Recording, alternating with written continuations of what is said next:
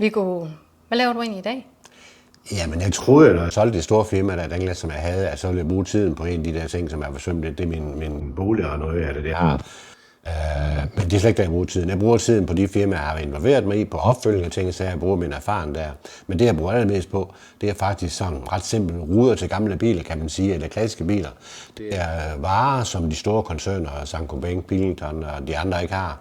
Dem prøver jeg at lagerføre. Jeg har købt en masse varelager op, så vi har rigtig mange ruder på lager. Men det, der har overrasket mig en del, det er, at vi faktisk får så mange forespørgsler på noget, som er meget sjældne. Det kan være Ferrari, det kan være noget andet, som vi har nogle enkelte varer på lager, men det kan være nogle andre ting, gamle Mercedes og sådan noget, som ikke bliver smidt væk. Der skaffer vi rigtig mange ruder til nogle af de store også, fordi at det er nemmere for os at skaffe dem. Jeg har gode kontakter fra min tidligere tid i branchen i England, Sverige, Norge, Finland, så det synes jeg det er rigtig sjovt.